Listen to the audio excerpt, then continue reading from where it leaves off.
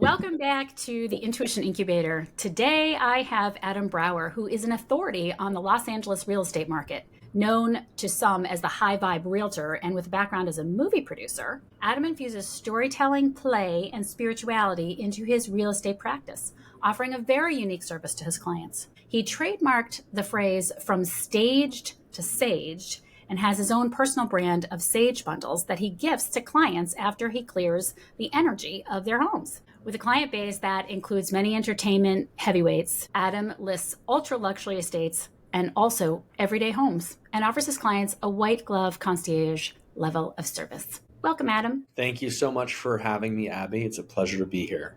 Well, we spoke a little bit before, so we've got a lot to cover. Do you want to start shallow and go deep, or do you want to start deep and go shallow? I'd say shallow and then deep. It sounds like a normal progression. It does. It sounds like, okay, cool. Well, you know, because I told you that I have a secret vice, or I used to have a secret vice. I can't really do it anymore, where I love the reality shows, reality real estate shows. Yes. So, it's the kind of thing that I have to do behind a lot of chocolate and when I'm alone.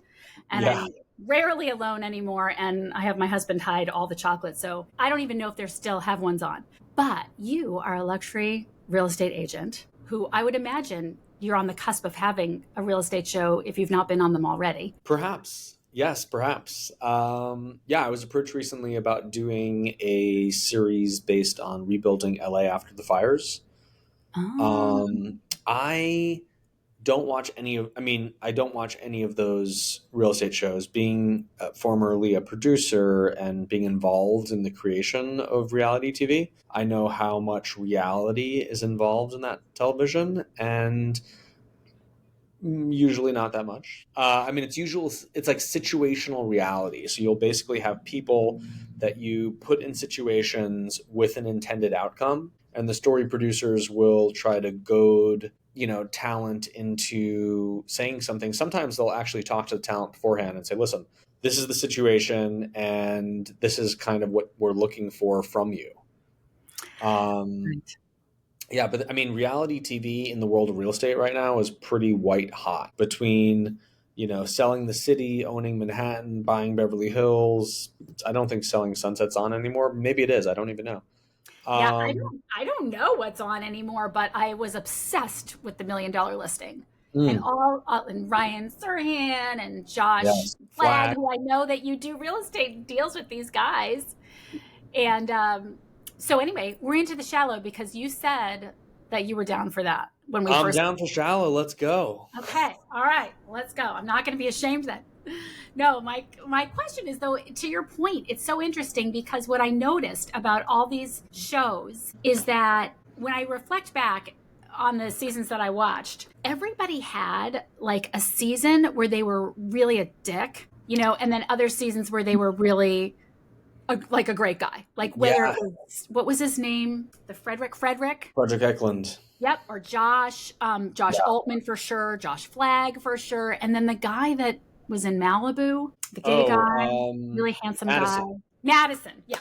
All of them. Like one season I'd be like, oh, that is just the sweetest guy. And then the next season I'd be like. They create character arcs.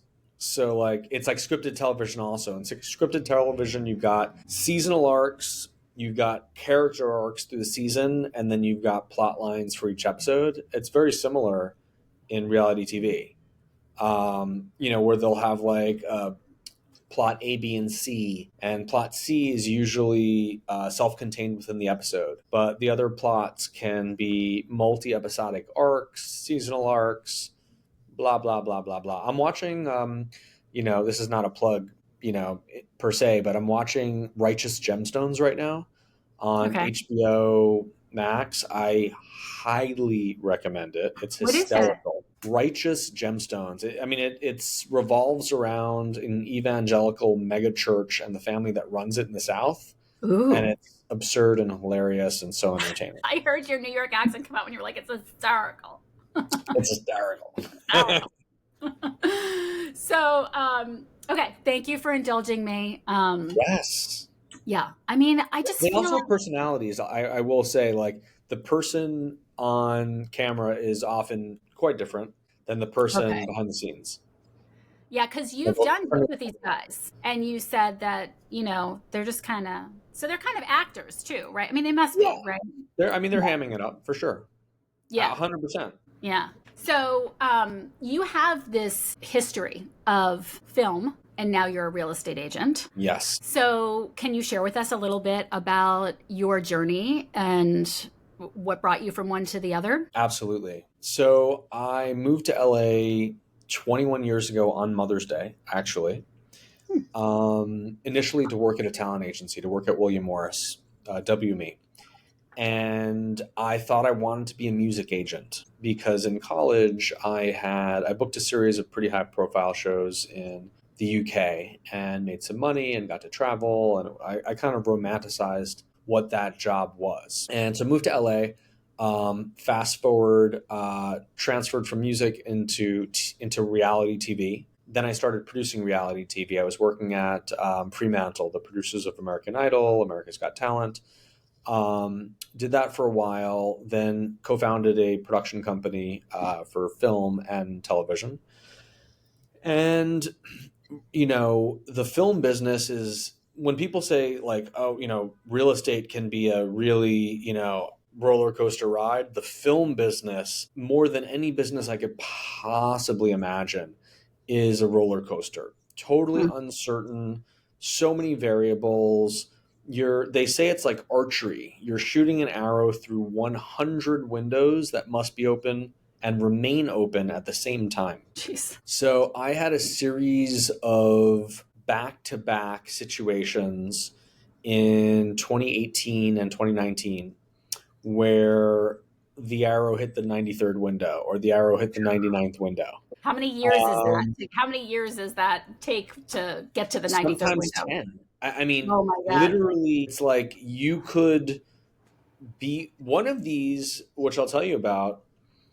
The producer who got me involved, I got involved in early 2013 on it. He acquired the rights. My company spent $100,000. We acquired the rights from Touchstone on a manuscript that chronicled Chippendales, the true story of Chippendales. We got Alan Ball to write and direct. Alan won the Oscar for American Beauty, created True Blood, blah, blah, blah. And we had Ben Stiller starring, Seth Rogen, amazing cast. Ben ended up literally a day before, calling Alan and saying, "Listen, personal reasons, I have to pull out. I'm so sorry." We didn't know what the situation was. The situation was he had a specific type of cancer, which is now public. Ben Stiller? I didn't know that. Yeah. Oh, and wow. he backed out. The movie died. We had, unfortunately, I had sold it to Harvey Weinstein. It was a whole mess. I won't even get into the whole thing. Like right before he was Me Too'd. Anyway. Then I had Amber Heard's next film after Aquaman. And Aquaman did $1 billion. She was the female lead. Pre-sold it to Amazon for about $10 million. Wow. Took place in Paris. I'm in Paris, location scouting with the writer and her crew. And right around that time, the Johnny Depp Amber Heard divorce scandal erupts. She gets blacklisted. Nobody will work with her. And I got multiple calls from multiple agents, managers, basically saying like, listen, so-and-so loves this role. And if Amber becomes unavailable, he will do it. We didn't know. One of the, our director met with Dave Franco, James's brother. Yeah. And he said he wanted to do it. We didn't know that she had slept with James. And, she did. Anyway, the movie didn't happen. She got blacklisted. Listen, I'm sorry. I got to segue back into Shallow now. Before we go back into deep, because you just brought up too much. I got to know some more things. Okay, so first of all, you've met Ben Stiller? I actually have not met Ben Stiller. You haven't? Okay. Ironically, he was our producing partner on it. His company, Red Hour Films, was our producing partner. Okay. I just love him. My whole family loves him. Okay. You have met Amber. So, by the way, I mean, when my scattered parts of my personality come out and I just can't focus and I have to feed those parts and I've got to go watch some trash TV so that they can have their time. so Yes. that the more organized parts can come online later. I Mhm. look for these documentaries. And so I did actually come upon that one with Johnny Depp and Amber. And it was Mm. actually so disturbing I couldn't really watch it. I don't know if you watched it, but I like, have not seen that. I feel like I lived part of it, and I yeah, have no right. You're interest like, in I'm done. that. He was so disturbing. And I didn't even know the story. But basically what you're saying, we're going to weave in and out of shallow and deep actually here. So Let's do it. It's a let me, dance. yeah, let's dance. So she was blacklisted Yeah. because he was She has. very abusive to her. It Or is that was. questionable? That's. I mean, it was mutual abuse for sure. Okay. I Okay. mean, like for sure, for sure. I mean, he lost part of his finger. She threw a glass bottle at him.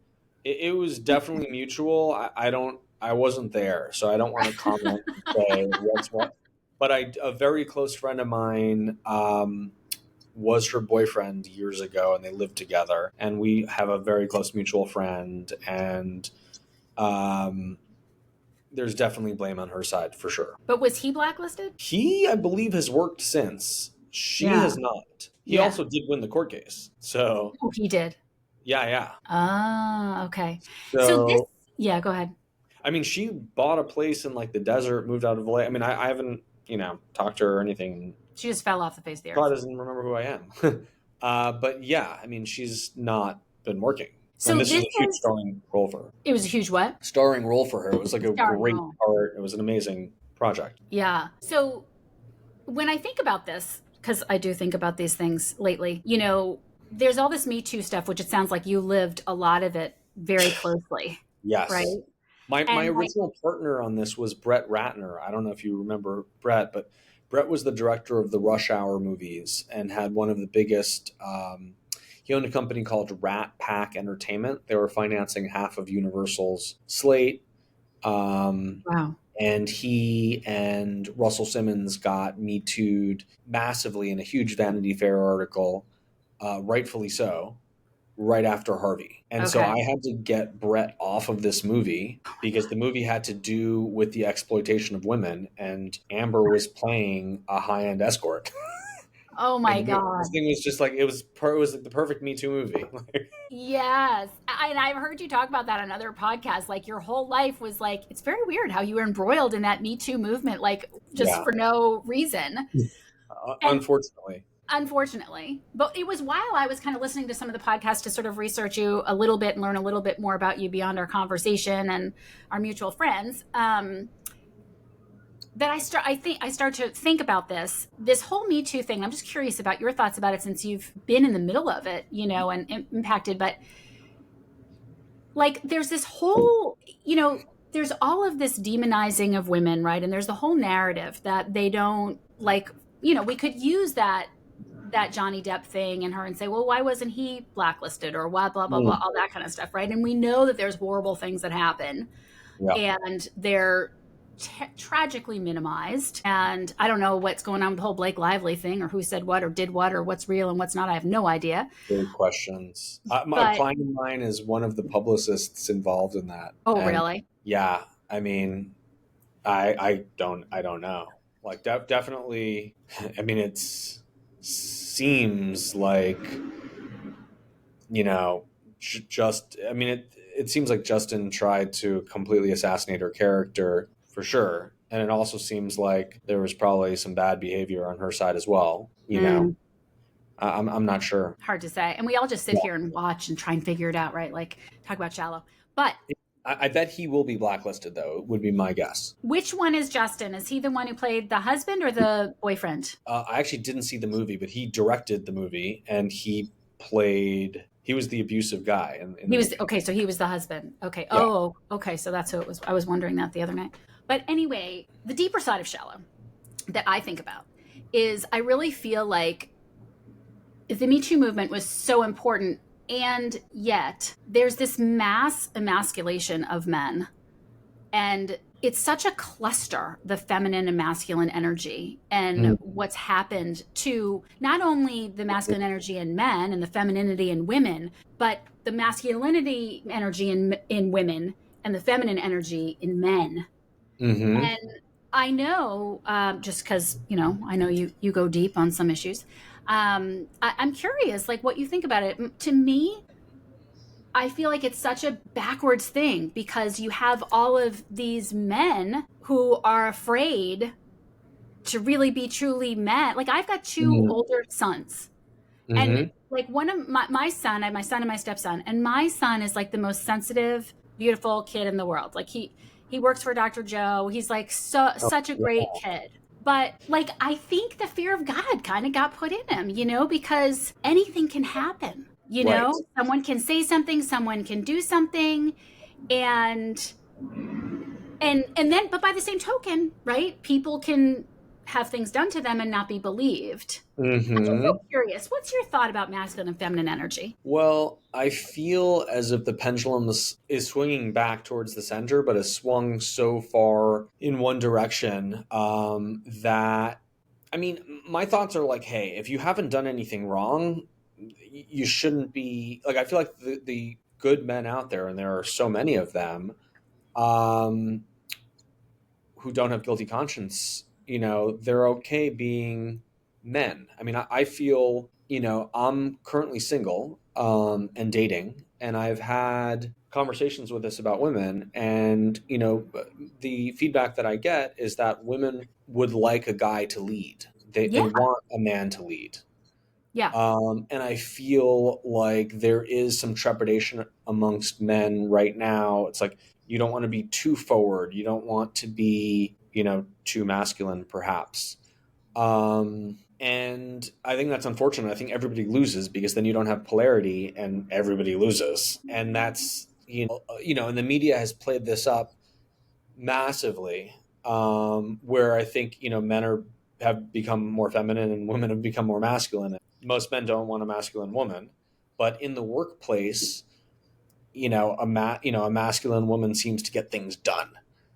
And in a weird twist, I feel like the toxic masculine, like certain women in the workplace, because it's like dog eat dog, yeah. can embody a toxic masculine energy, which is what it is. It's like 80s stockbroker, it's like American Psycho.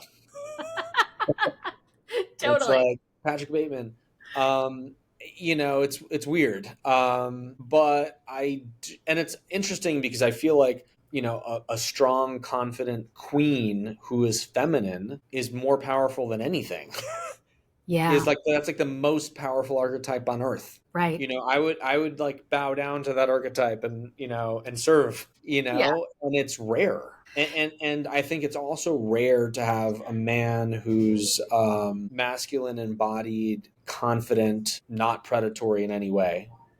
That's rare as well. rare as well to find a man who's non-predatory in any way. Is that what you just said? Not just non-predatory. A man who's masculine, embodied, conscious, confident, and All the non-predatory. things. All the things. Yeah. Yeah, all the things. I mean, I feel like there are lots of men who are, not embodied and but also not predatory. Right. Right. No, totally true. And I mean, I'm a little older than you, but I mean, I grew up in the I can bring home the bacon fried up in a pan and never let you forget you're a man era. And I work Yeah. with a lot of high-powered women who run, have big positions or run big companies.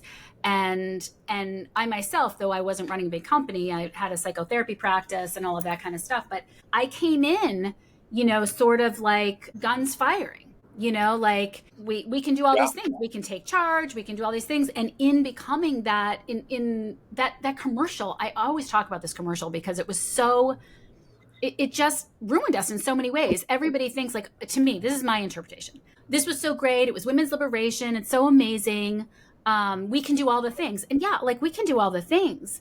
But to me, that commercial basically completely disregarded the unconscious conditioning of women of thousands and Mhm. thousands and thousands and thousands of years of being less than and being small. And so we get this like puffed up, inflated Mhm. version in the world, but inside it's a hot mess, A, and B, a lot of feminine energy is to receive. Yes. And we can't receive, right? We can't be vulnerable. And so then all these women go out and they marry these schmucks who have no, they're not Emotional inviting them intelligence. as, Yeah. And then they wonder why they married this total narcissistic guy who doesn't work and is gaslighting the hell out of them, and they're paying for everything. I mean, it's such a pattern, Mm, and by the same token, I feel like because things have backlash so much, there's so many men that can't even really hear about the truth of the matter that, look, you are stronger than us. Like, that is scary. And if you raise your voice or this happens or that happens, or like, I can't, I'm not going to walk around New York at 3 a.m. I'm not going to do it.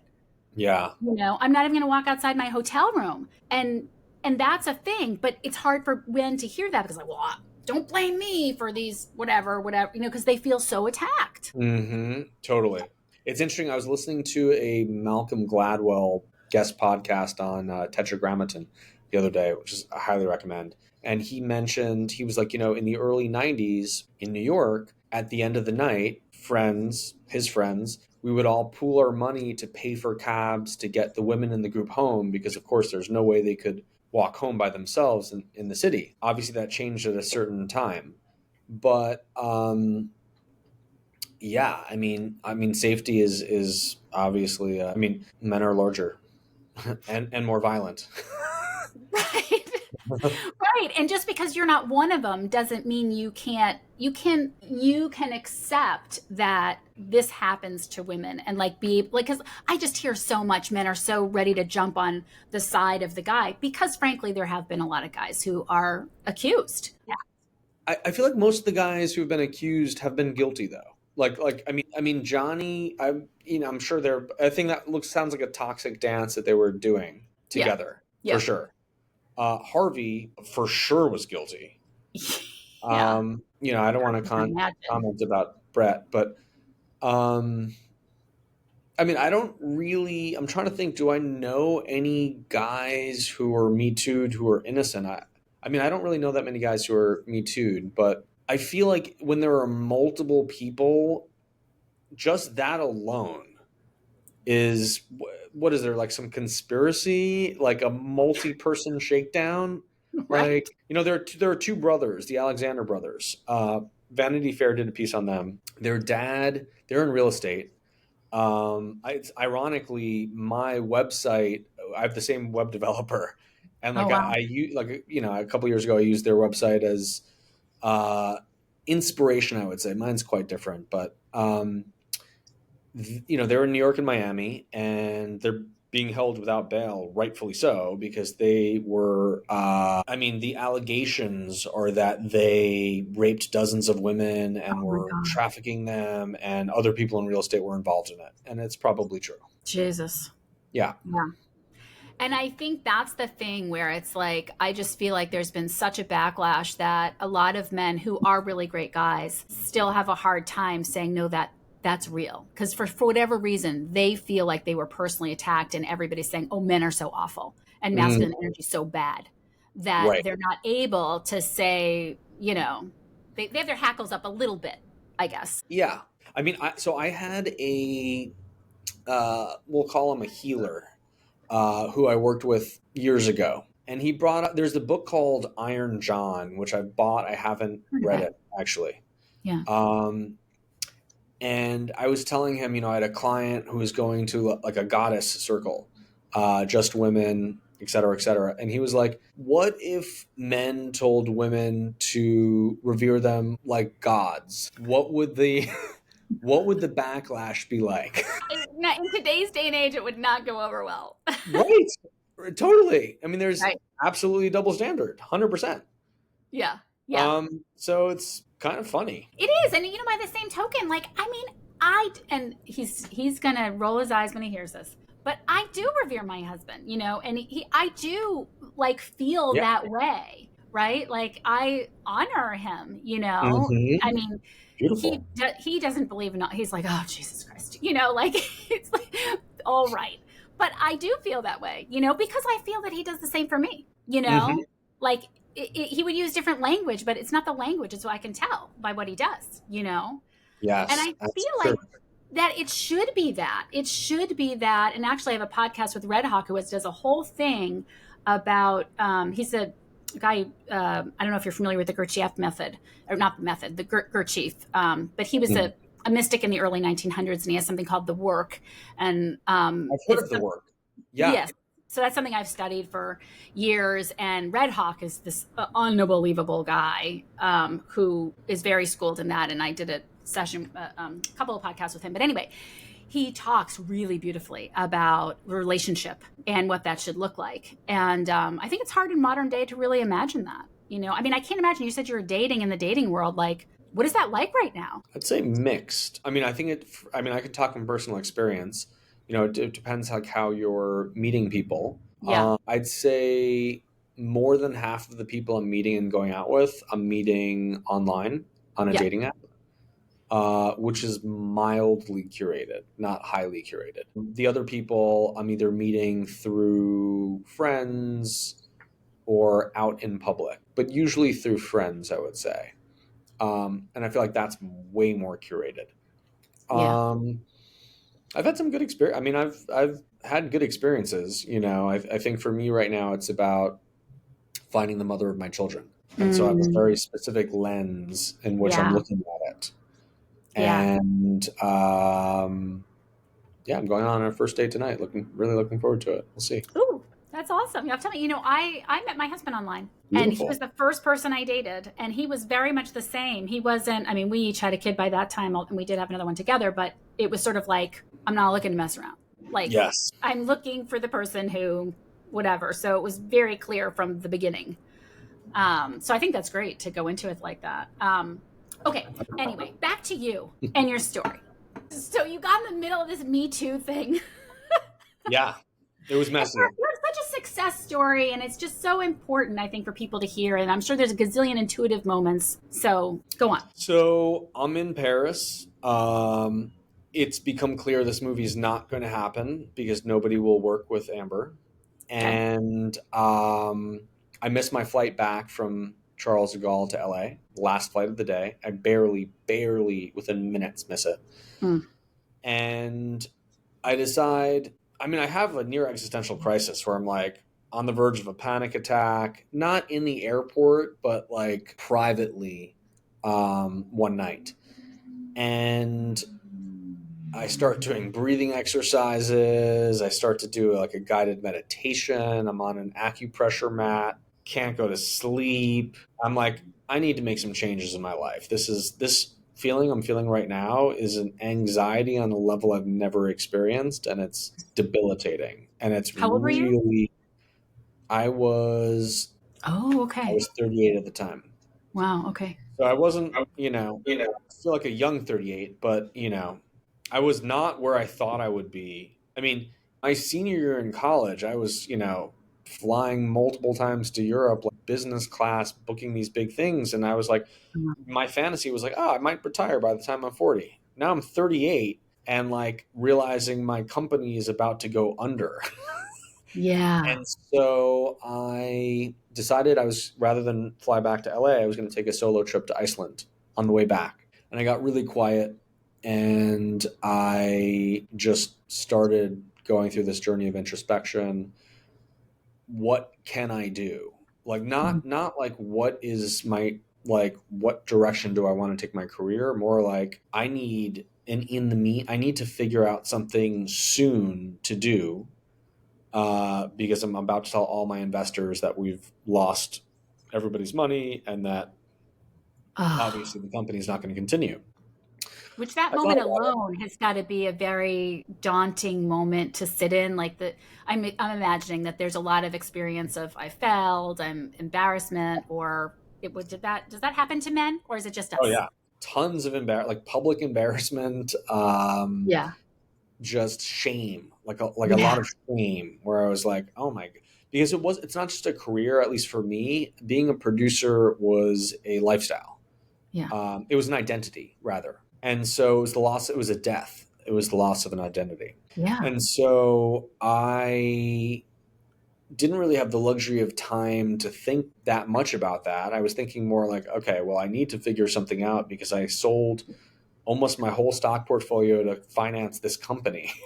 And now that's lost. So I was like, okay, as a producer, I was really good at selling the studio's pitches. I would go into the studio with a writer, and these are executives who are paid to say no, and we got them to say yes time after time after time. Mhm. And so I knew I could sell. And so I was like, well, what would I sell? Highest ticket item. Homes, luxury homes. So I talked to some friends. They were just like, my college roommate who'd been in real estate for, almost 20 years at that time was just like, get your license. So I came back to LA, got my license as quickly as I could.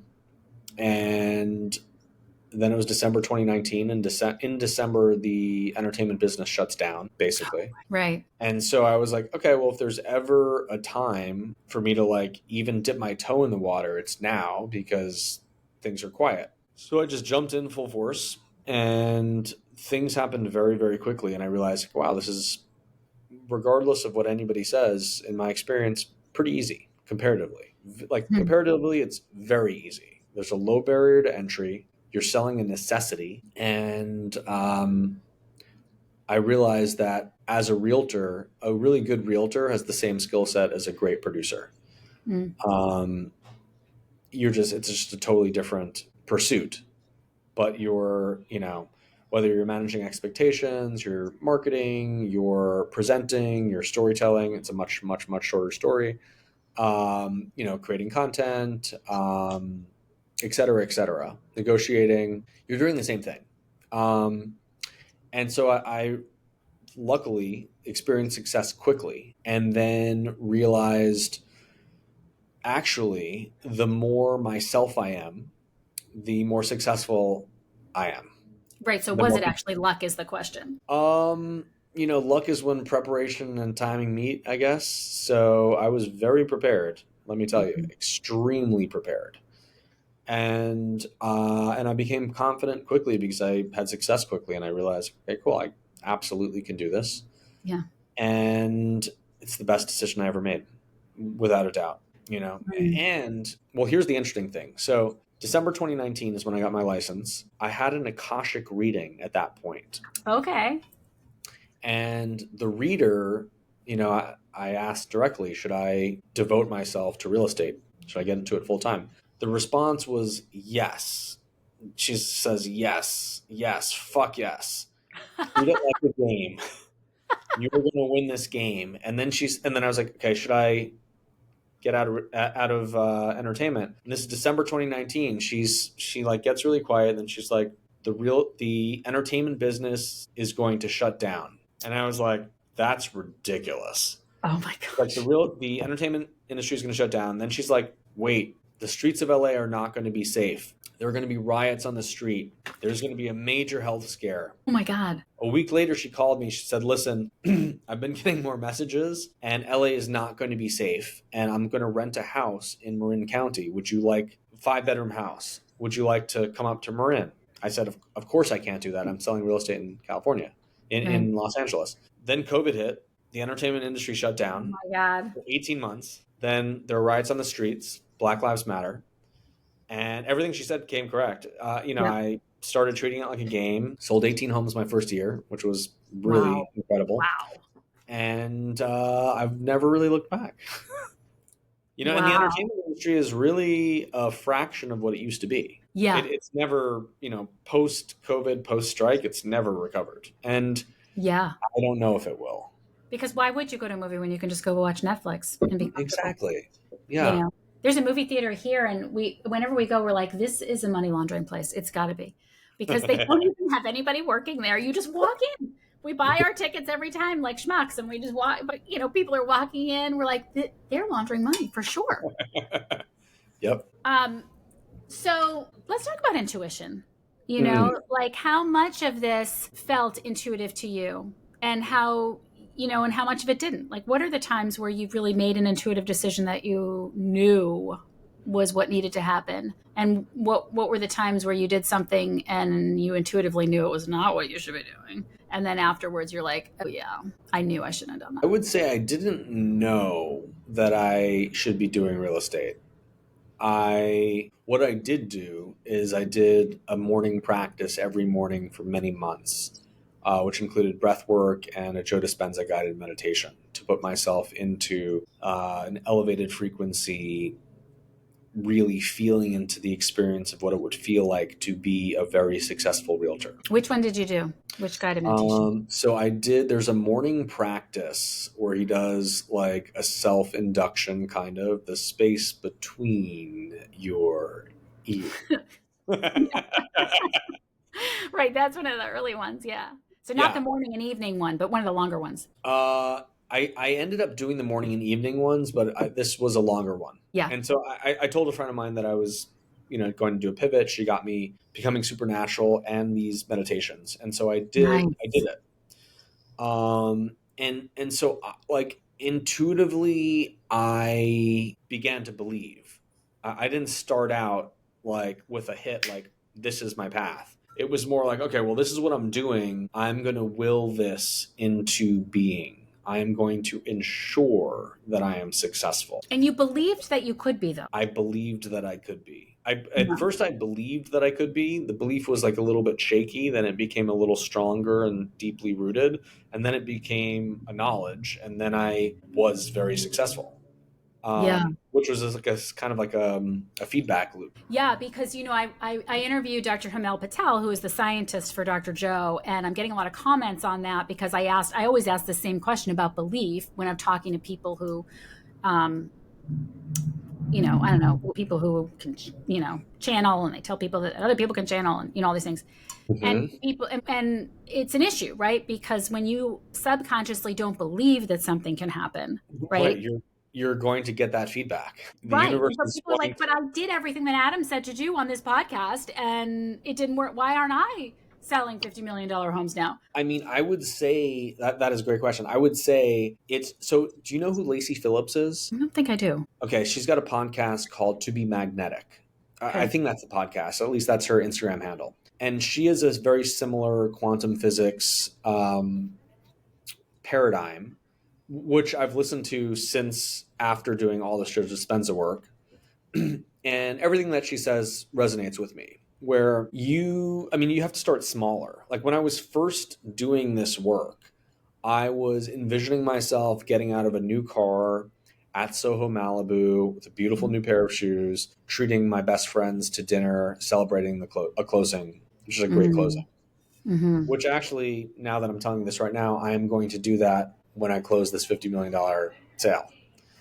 Nice. And that was a smaller, that was like, it took me a while, but that was a vision that I could get behind. I could believe that because it wasn't so, if I was like, I'm flying on this private jet to this private island, and that sounds like a fantasy that is not rooted in anything that's possible. Yeah. So I started with baby steps. Yeah, I think that's so important. Mm-hmm. And I also got myself to the place, breathwork helps because it quiets the mind. I got myself to the place where I think my brain waves were slow enough where I was susceptible to and calm enough to create these neural pathways and like really embody the feeling of it. It wasn't like a theoretical, like pointing at the moon. It was like, no, this is who I am being. I am currently being this. And when you are in that state repeatedly, day in and day out for months, in an honest way, I truly believe that the only response from the universe is some sort of success, whatever that is. Like, I don't think it's possible to do it with that amount of consistency and not have a result unless you don't believe it, in which case your practice is flawed. You should start smaller. I heard you say a few things there. I mean, one of them is, consistency, right? How long did you do it for? I mean, I've kind of never stopped. I'm still doing it. Except now I'm guiding myself. Right. And but the other thing that you said that's so important is the breath work. And I know that you do Wim Hof and probably some other kinds of breath work. Regulating your nervous system and getting your brain waves to slow down is so important. And the way you put it is, it makes you susceptible to that. Mm-hmm. And I remember, years ago when I met our mutual friend, Jeff Benton, we were speaking together at a conference, and I was talking about, I was a Joe Dispenza trainer at the time, wasn't yet a heart mouth trainer. And I got up and talked about meditation, and Jeff got up, I don't know, the next day or something and said, you can meditate all you want, but if your heart's not coherent, nothing's happening, And I was like, oh my God. Yeah. I should have made that point. I knew that, but it's totally true, because so many people meditate and they just run around in their head. And listen, that's humanity too. Like I don't, there are days where I sit down and my mind is running and I don't, it doesn't shut, less so the more you practice it, you have more control over it, but it doesn't mean, the mind is a pretty powerful thing. If you got something going on in your life, bless you, it can stop you from a good meditation, a full embodied meditation, right? Absolutely. For sure. Yeah. So, okay. So you did all this stuff, and this is a practice that, one of the things that I think is really unusual about you, and I have absolutely no doubt, and I know you have no doubt, has created your success. Well, I don't want to speak for you, but it seems to me that the spiritual practices that you do, and the attitude and the presence you bring to your real estate business is a huge part of the success. Would you agree? I would absolutely agree. 100%. I interestingly enough, I feel better personally by doing all of these practices. I feel like my clients feel better in my presence because of it. And because of that, I do more deals because more people want to be around me, honestly. And it's just a wonderful cycle. I feel great. My clients feel great. Everybody wins. Yeah. And so how do you share some of the practices that you do to maintain that state of being? Because I imagine, particularly in your world of real estate, like it can get pretty hectic. You're dealing with people who maybe are not very regulated. Yeah, totally. Absolutely. So one thing that I do almost every morning, I did it this morning, I do gratitude hikes solo. So I live in Topanga and I'll walk into the woods by myself and I will speak to the universe all of the people who I'm grateful for and why I'm grateful for them.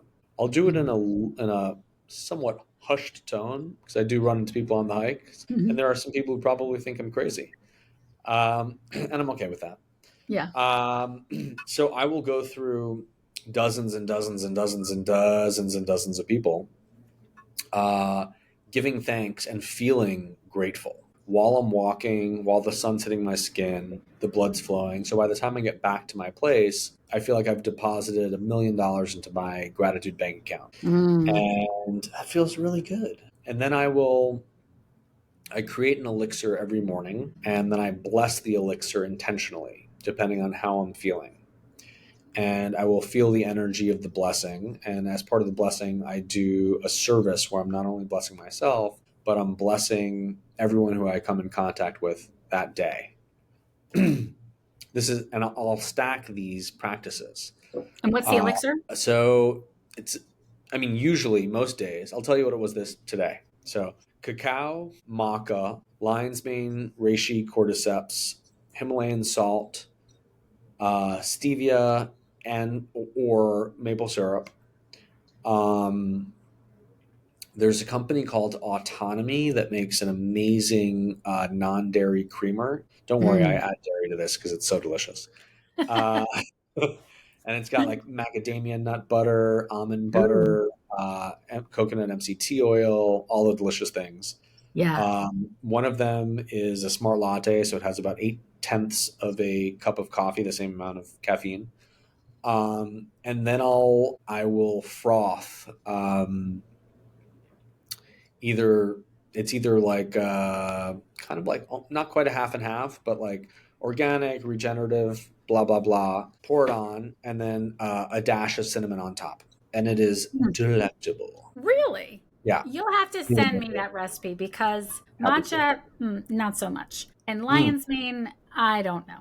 And cacao, I have some really good cacao. Honestly, the only time I've ever liked it is when it watered down some San Pedro. Peyote.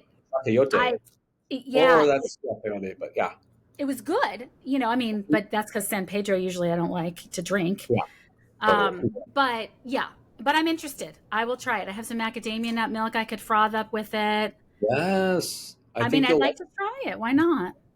it's a game changer for me. Yeah. Okay, so you got your elixir. You go on a long hike. What I really think that I would like for the listeners to hear is the discipline of your practice, because I really feel that what happens so often is we get so caught up in, I've got to do this and I've got to do this. And I'm guilty of it too. Like, right now I just have so much on my plate and I have some deadlines and I want to wake up and just hit the ground running. Yes. I don't want to do an hour of breath work, Hmm. and my mind is telling me you do not have that time, Yep. And what I hear from you is that there's such a discipline that you're really doing that. And, I mean, this morning I did do that and I was still dysregulated, Hmm. and then I talked to a colleague of mine, an accountability kind of colleague of mine. And she's like, listen, I want to, talk you down. I'm like, have at it. Like, let's go, because I'm going to be so much more productive if I get in this space. And some days it's harder than others. But what I hear you saying is that this is the focus, as opposed to, I've got to get this deal, I've got to get this written, I've got to figure this out. And I think this is really how the majority of people just run into their days. Hmm. And I love that the priority for you is this, because I always say, serenity is your only emergency. Like, if you are in a heart space, everything's going to go better. You're going to vibrate higher. Everything's coming to Exactly. you, right? 100%.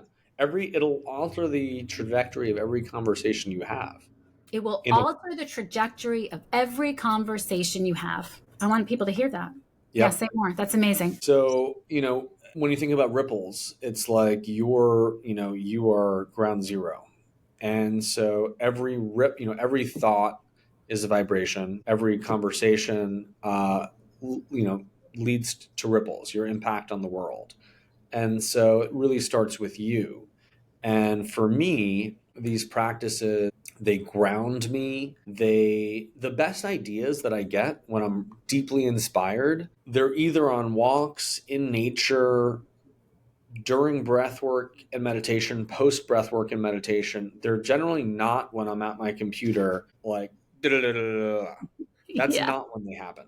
Yeah. And so in thinking big, like big vision things, and being open come from those practices. So I like to, I mean, just practically they work. And I feel so much better doing them. Yeah. So it's not, there are days where, let's say I get up a little bit later or I'm exhausted and, something happens and I get a client, like I try to do some of these practices before I open my phone, but, perhaps I get a text and it's like, I'm corded to all of my clients energetically. So I get a text and it kind of throws me off. And then then I realize that I'm not sovereign anymore. And I'm kind of, at the whim of somebody else or some other situation. And I don't like that feeling. Yeah. And so boundaries are important for me. I'll set boundaries with clients all the time. Um, and carving out the space will allow me to, the work that I do during these practices informs my entire day. It's the foundation of my day. So if I'm starting the day on a shaky foundation, probably not going to be a great day. Mm. I've learned this from experience. And so investing in these makes so much sense for me personally and for all my clients and for everybody in my life. So I am very diligent about it. Another thing that I do, I call it prime the day, where I'll speak out loud to the universe whatever it is I'm creating for my day. And sometimes I pose the question, I wonder what miracle the universe has in store for me today. Mm. And I will actively seek that out Hmm. with curiosity. And how often do you come up against one of those? Very often. Yeah. I mean, I did one a few days ago. I think it was Monday, and that day I got a text that a huge offer is incoming. Like a huge offer is incoming. Wow. And I would say it's a life-changing situation. I'd say that's miraculous. Yeah. Yeah. So how did you learn about these things? When did this start for you? And what else have you done? Like, what have you done to learn about energy and to sort of evolve yourself? This seems like it's a really big part of your, if not the biggest part of your life. Very huge part of my life. I'd say I think it was in '09. I started doing a sort of like a fusion of Kundalini and Kabbalah, like Kabbalistic mantras, which is actually how I met Jeff Benton. But this was years before. This was like 7 years before I met Jeff. And I started developing a morning practice based on some of these Kundalini postures and breath work and stuff of the sort. And I did it was called Harmonium. It was an energetic healing modality, non-touch, that I learned and practiced for a while. Jeff and I actually both got certified. And one thing led to another. From there, I got deep into breath work. Then I got into cold water immersion, which is something that I still do today. You have a cold plunge? I do have a cold plunge, but I don't really use mine at home because I go to a gym that has a cold plunge, and it's just much, much easier. So I use that cold plunge. Planning on doing it today, actually.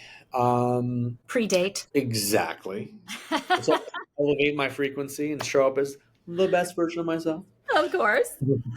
Um, so I became curious, and I remember one time I was at this yoga studio I used to go to. I went to a month, literally it was like a money manifestation workshop. At the end of the workshop, and we did a lot of cool stuff. At the end of it, a friend of a friend came in, and she said, she didn't even come in. Like, she was in the studio. I left the studio, and she was like right in front. She was like, "Hey, doing this marketing thing, would you be open to being filmed for 60 seconds? Yeah, no problem. Interviewed me for 60 seconds, asked me like 3 questions, and they said, "Okay, cool. What's your email address? We might be sending you an email." I get an email the next day inviting me to participate in a marketing survey for 60 minutes. It's like $200. And I was like, all right, I'll do that. Went in. At the end of this survey, at the end of this marketing study, they asked like 3 of us to stay behind. I was one of the 3. And then all of a sudden a false wall opens, and there are these 5 like brand new shiny Chevrolets. And I remember sitting in one of them and being like, wow, this is really nice. This feels luxurious, like an Infinity. About a month later, I'm at a play, and the guy next to me asks, he's like, what kind of car do you drive? And I was like, out of curiosity, why are you asking me that question? He said, well, do you drive a Chevrolet? I was like, I don't drive a Chevrolet. He's like, oh, okay, I thought I saw you on television. I was like, okay. That night I get home and I'm on television, and it's like a Super Bowl ad. Oh Yeah, my it's like God. me, and some other people, and I'm in a Chevrolet, and I'm like, this feels luxurious like an Infinity. And I end up, then like I get all of these checks in the mail. This was like 2015 or 16. I get like, adjusted for inflation, probably 40 grand. I want to say it was like 30 something. Oh my Um, gosh. and I was like, holy shit, I went to this manifestation class and instant manifestation. Yeah. And then I ended up getting the car. Like, Oh my God. yeah, I was like, this is a cool car. So then I was like, okay, This works. there's something here. Yeah. I'm going to dive deep on this one. Yeah. Yeah. And you And bring that to your work now. yeah. And so I treat it as a game. Not as a game, like a frivolous game. I treat this as like a game to be won, like, and respected. Mm-hmm. And it's been fantastic, let me tell you. Yeah. Yes. Yeah. When you just said that a game to be won and a game to be respected, um, it made me think of, because we talked about this a little bit before. Would you like to talk about medicine, plant medicine? Absolutely. Mm-hmm. Tell us about speaking of respecting, tell us about your experience with plant medicine and how that has played into your evolution in the different areas of your life. So I first was introduced to plant medicine in early 2012. Very shortly thereafter, I went to the Amazon to sit with ayahuasca for the first time. I mean, this story is wild, actually. I'll share an abbreviated version. A friend of mine introduced me or brought me into my first ceremony, and I had met her at a film festival. and didn't really know that much about her. And at that first ceremony, which was in Simi Valley, the shaman, the facilitator, who's Peruvian, served each person a similar but slightly different, a different dosage of medicine. And she went up first, and he said, this is for you. And then he said, this medicine, this is for your boyfriend. And she said, oh, I don't have a boyfriend. And he said, oh, that guy over there, that's your boyfriend. And she's like, she came back, she's like, I don't know who this guy thinks he is, but he thinks that we're dating, and like this is weird. And I'm thinking, like, now this is really awkward because you invited me to this. Right. And I'm kind of hoping maybe we will start dating, but are you now telling me you don't want to date? So we both take the medicine, totally separate journeys, no talking, nothing. Then he comes over and he holds both of our hands, and he forms like an energetic circuit between us. No words are exchanged. And then all of a sudden he says, he is open to it, but you are not. And if you reject him now, he will never open himself up to you again. And then he says, and he would never do anything to hurt you. Isn't that right, Adam? And I was like, yep, that's right. And I was like, this is a wild communication. And then he says, how are you feeling right now, Adam? And I said, I'm feeling really heavy, like my eyes want to close. And he said, yes, that is sadness. And I said, yes. And then he kind of walked away. Shortly after we started dating, we both went to the Amazon together. And the first night, there were probably 50 people, and then a bunch of native Peruvians. And this one Peruvian woman who I've never met before comes up to me, starts blowing tobacco smoke, using feathers, doing some chanting, and then she starts doing some energy work on me. Then she starts saying some specific things about my family members and my past that were accurate. Mm-hmm. And right before she leaves, she whispers in my ear, she said, your wife is here on this trip with you, and she will reveal herself to you on this trip. And I was like, okay. I didn't tell anybody this. I was like, okay. Wow. The next night was the first night of medicine. And everyone was paired up. And I paired up with the woman who I went down with. And she was holding space, and I was sitting with the medicine. And at a certain point, I am astral traveling with my eyes closed. I'm laying down on a sofa, kind of in the corner. And I'm deep, deep in a very interior journey. And all of a sudden, I feel a benevolent presence looking down.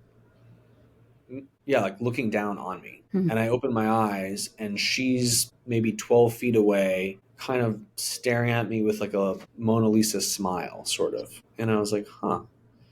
And I notice like a flickering to the left of me, which is really annoying. And she looks at me, and she looks at this flickering candle, and then she looks back at me as if she's about to tell me something really important. She doesn't utter a word, but she then stares at the candle for about 30 seconds, and then it just extinguished. And she looked back at me, and she said, I could tell that was bothering you. And I just started laughing from the depths of my being. I was bouncing off the couch.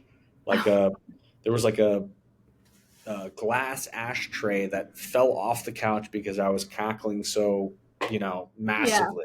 Yeah. And just blew my mind. The next day, we're sitting in a hammock, just the two of us. I'm just looking out at the jungle, and all of a sudden things get kind of hazy, and then my focus returns. And she said, could you feel that? And I said, what? And she said, this. And then all of a sudden I see double, and then it stops, and then all of a sudden I see double. And I was like, what's going on? She's like, I'm shooting an energetic current through your body. This is the woman you're dating? Yes, we had just started dating. Okay. And I was like, whoa. That night, she sat with medicine for the first time. I was holding space for her. And I've never experienced this before. There was like a double halo around the moon. It was wild. And at a certain point late in the night, she's kind of curled up on the floor. I'm just kind of guarding her. And she said, and I come down and crouch next to her, and she says, shh. I'm a white witch. I was like, wow, this is a wild trip. The next day, there's a group hike. We miss it by a few minutes, barely miss this hike. We're both adventurous, both athletic. We're like, let's go on a hike in the Amazon. So we don't really have any boots. We don't have machete, that's for sure. We also don't have a guide, and we don't really know where we're going. So we go down this path, it's gorgeous. I'm kind of feel like I'm living a fairy tale at the moment. And there's this huge, like 100-foot tower. We climb to the top of it. We peek over this canopy of endless trees that go on beyond the horizon. I've never experienced anything like it. We climb back down. We're continuing on what seems to be like a kind of like a trail of some sort, and the jungle gets a little bit denser and a little bit darker because the tree cover is blocking out the sunlight.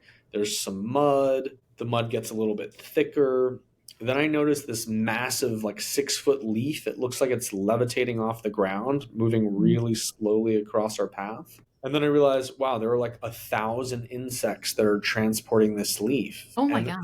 I was like, wow, we're in an alien environment right now. This is wild. It's like a little bit scary, maybe. And Yeah. we keep on walking, and the mud's getting a little bit thicker, and our visibility is really now maybe 15 feet ahead of us because there are so many vines and so many trees. We take one more step, and we hear this blood curdling, like, rah! And we look at each other. I take one more step, and the sound that comes from this animal is like a lethal warning. Oh my God. And I look down at the ground. I don't want to make eye contact with it, but it was so close I could smell it. It was the scent. I've never smelled anything like this. Wow. And I'm just trying to control my heartbeat, trying to slow it down as much as possible because I know they feel fear. She starts doing a little bit of energy stuff. She starts doing something. I'm not sure what. And I'm standing stone still for a really long time. Jeez. Until I hear leaves rustling on the ground, and we can hear it like do an about face and then just go the other way. Oh, God. And we stay pretty still for a while. And then we take 1 step, 2 steps, 3 steps back, and then we just run out of there. And that night, a jaguar tracked us back to the place. 2 days later, we leave. We'd booked a trip to Bolivia. We go to Bolivia. We had 2 private tour guides. They take us to this boutique hotel next to these like healing hot springs. And there's a full moon that night. And we have an incredibly beautiful, intimate moment in this lagoon. Only people there. The next morning, our tour guides come. They bring like fruit and like roses, and we have breakfast, and then they ask us to take a walk, and they lead us up this dirt trail that meanders up this mountain. And as we're walking, they start dropping rose petals at our feet and chanting in our native tongue. Oh my God. This is really interesting. And as we crest the top of this mountain and are about to cross a bridge, I notice there's a chapel across the way, and they lead us across the bridge into the chapel. And without asking our permission, in their native tongue, they married us. Oh my God. And so I then immediately thought back to this Peruvian woman who I met 5 days earlier, and everything she told me came true. Or they set the whole thing up. They didn't. They speak different languages in different countries. And they just married you? They married us in their native tongue. And so what happened? Well, the Did you woman get I was divorced? with asked them a couple days later, why did you do that? Yeah. And they said, Spirit told us to do it, that it was to be done. And we ended up, we were together for 4 years. And then our lives just went different directions. Yeah. Don't you wonder though? I mean, don't you ever wonder like if it was that ordained? Knowing us and the relationship, I don't wonder if it was meant to be, because I don't think it was meant to be. Yeah. Yeah. Just for that moment in time. For that moment in time, yeah. So this was your first experience with medicine, or one of your very? That was my first. That was my first ayahuasca ceremony. Okay. I had done probably very quickly prior, in 2 months prior, not even, a series of plant medicine ceremonies. And so, how does plant medicine fit into your your idea of how, or your life now, or how you feel like it's helped you evolve, or if it hasn't, if it's recreational, or if it's, something that you use or feel like has really evolved your soul's journey. It has most definitely evolved my soul's journey. I go through cycles with different medicines. Currently, this isn't ceremonial. I mean, there's a ceremonial aspect, but I microdose with psilocybin several Mhm. days a week, a very light dose, like Yeah. 1/10 of a gram, Okay. subperceptual. And why do you do Um, that? What's the purpose behind it that? really helps me focus. It's actually Mhm. like an anti-anxiety, I would say. Mhm. It helps calm me down, Okay. and also liberate me in some way. I feel like it brings harmony into my life, I would Mhm. say. Yeah, I mean, I'll be doing a San Pedro ceremony next weekend, which I'm very excited about. Okay. Where? Um, In LA? LA, yeah, Okay. A yep, group one? a group, yep, mm-hmm. Nice. And I cultivate that medicine myself. Oh, you do. I do.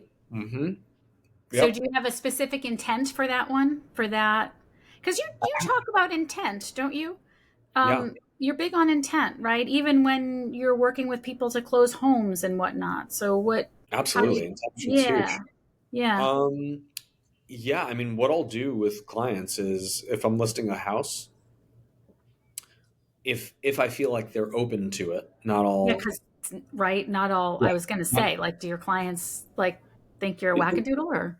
lucky for me, a lot of my clients are, share some of the same interests. Yeah. But I will lead them through breath work, meditation, and intention setting ceremony to call in the most aligned buyer for the home. I will sage them, sage the home ceremonially, and we'll collectively hold that vision. Yeah, I mean, Yeah. it doesn't surprise me your success, because I mean, like, the energy is a real thing, right? Like, I think it's so hard for people to wrap their heads around how real it is. It's easy to Mhm. have like little rituals and, oh, I'll light some incense and whatever, but again, coming back to the belief thing, people don't really believe, they don't understand how Right. serious the energy is, and not and positive and negative energy, right? Like, Yeah. there's lots of different kinds of beings and energy and things going on that we can't see. No doubt about it. I mean, if somebody's passed away in the home, if there's a contentious divorce, a divorce of any kind, Mm. um, I will clear the energetics of the home. If it's a really pronounced, I'll bring in a specialist who will, bring drums and chant and do all of the things to clear the space. Very important. I mean, I've gone into spaces before where there've been like domestic abuse. Ah, that you knew about or just sensed? You this one case I'm thinking about specifically, I knew about it, Hmm. but even if I didn't know what had happened in the house, it felt so bad to be in there. Yeah. I would know something went on that was not kosher. Yeah. So I saged it a couple times, and I was like, this is beyond my pay grade. I need to bring in somebody else. It's not I brought going in somebody away. else. They did their thing. Like, I mean, we were like taking certain artifacts off the wall. She was like, she was very specific about what needed to leave the house. And then on the first open house, I had people walking through saying like, I feel so great in here. Little Yeah, did they yeah. know. Right, right, right. Yeah, so, on that note, like, what do you recommend? What would you recommend for people who are looking to build their business? I would recommend doing work on themselves. I mean, it depends on what their business is, but I would say, Mhm. regardless of what their business is, doing work on themselves will spread over and spill over into all aspects of their life, Mhm. including their business. So for me, it's about becoming magnetic. How do you become magnetic? Because when you are magnetic, you're not searching or reaching, you're receiving. It's a very attractive quality, literally. So I would say start out, maybe not start out with a mindset, but start out with a series of rituals and practices in the morning that ground you, that center you, that put you in a positive mind space, that allow you to feel phenomenal. because when you feel phenomenal, your day will be great. When you wake up and you feel anxious and irritated and like there's not enough, blah, blah, blah, blah, your day probably won't be a good day. Right. If it is, it won't be because of what you've done. It'll be Right. yeah. Yeah, it's by mistake, by Yeah. circumstance, happenstance, by luck. Yeah. If you accidentally have a great day, cool. Like, and how many of those will you have this week? Probably one, maybe. Right. But if you do this every day, you're going to have a lot of good days. Most of my days are quite good, I must say. Yeah, I mean, and I really think that's this whole idea of living on accident or living on purpose. Mm-hmm. Right? You end up having success by accident, you have failure by accident because it's unconscious. It's just not I mean, sourced. yeah. Before I got into real estate, a lot of people warned me, like, oh, it's such a hot and cold business, and there are these dry spells and feast and famine, and of course there are cycles. But in my experience, practicing real estate the way that I practice, you can continuously have success. Not always closing 6 deals a month, but considerable success. Especially like outperforming the market by doing these things. Well, and the other thing that probably has something to do with it is how you handle it when you don't get a deal or something goes wrong or your clients blow up in your face and hate you or whatever it is. How do you manage that? I had a situation recently. New relationship, wasn't yet a client. He brought me in potentially to list the home. Meeting seemed to go great, blah, blah, blah. I sent over the contract. And then he called me and said, listen, I have a relationship for 13 years with this other realtor who helped me buy the home. And honestly, I'm just not willing to throw that relationship away. I know this would end it. And so I really appreciate your time. And I said, no worries. I appreciate your loyalty and all good. I happened to run into him the next day and he said, are we cool, Adam? And I said, yeah, we're cool. That afternoon, he called me back. He said, listen, I spoke to the other realtor. They sent me an email that really rubbed me the wrong way. You're going to think I'm crazy, but I feel like you handled the rejection so gracefully. Would you be open to selling my house? Oh my God. And I said, yes, I would, for sure. You're a master manifester. So then, of course, the question is, what's happening with the dates? If you're a magnet, where's the woman? Where's the mother of your children? Hopefully I meet her tonight. Never know. We'll see. I'm being very discerning, and I feel like she's close. Yeah, I feel like that's the key. I talk about this a lot because I manifested my husband before I even knew what manifestation was. And I manifested him when I was a total hot mess, and completely by mistake. But when I look back, I was absolutely manifesting him. Yes. But I didn't know what I was doing is that it was freshly after my divorce and I had a toddler, and my ex was just really, it was like a Jerry Springer show. And I always wanted to be an actress. This would have done it. And I was such a raw nerve ending that I couldn't sleep. I would fall asleep right when my son would wake up at like 4 a.m. And wow. I realized at one point that the only way that I could fall asleep is by imagining the life that I wanted. But I had this really traumatic incident, which I won't go through. I've talked about it on my podcast. It's my TED Talk. But I had this awakening where I realized that I was really worthy of love in a way that I did not ever know or experience, like not like for reals, That is manifestation. Yeah, is worthiness, right? Yeah. And so I would go to bed every night and I wouldn't just picture it. I would have this experience. I would feel it in my heart. Like it wasn't like it from my head, right? You know what that's like. It wasn't like, oh, I'm going to picture all these things and I'm worth it and blah, blah, blah. It was like deep in my core, like, I am worthy of this. I have love to give. I can receive love. And I did that every day for a month. And the first time I got online, he was the first date I went on. Just like that. Hey. So anyway, though, when you were talking about the shaman, I was thinking, God, we should all like have a shaman in our marriages, or like you should have a shaman go on the date with you. Now they can just hold your hands and be like, yeah, no, this is going to work. Skip it. Or this is it. Wouldn't that be awesome? So, okay, I get 2 more questions for you. One is, and I want to preface this by saying I always ask people like, what are you promoting and all those kinds of things. Now, the Intuition Incubator is in 50 countries, but I don't think that I have any sheiks or czars listening to this show. If I do and you find out about it, I would love to know because I'm very Of curious. course, I would love to But share. yeah, but what are you promoting right now? I would say there's a French Polynesian island that I'm selling. It's called Motu Fara. It's on the Rangiroa Atoll. Beautiful 4 acre, 2 villa, 2 pool, private Wow. island. 8 hours, 15 minutes from LA. 15 million euros. And it's only a 10-minute boat ride from an international airport. Wow. So Motu Fara, if anybody's looking for an island, I'm your man. And you heard it here first on the Intuition Incubator. That's Yep. amazing. Okay. The last question I have for you is if you could just transmit a message to people, like what is the one thing that you just wish you could just grab people and say, you must know this. You must know this. What's the one thing you really want people to know more than anything? I would say the key to success is believing in yourself. If you have self belief and self reliance, there's nothing that you cannot do. I love that. And to go back to what you said earlier, because I know for some people they're going to be like, yeah, I know that, but I can't. One of the things that you mentioned earlier is those incremental steps, right? Something Mm-hmm. you can believe.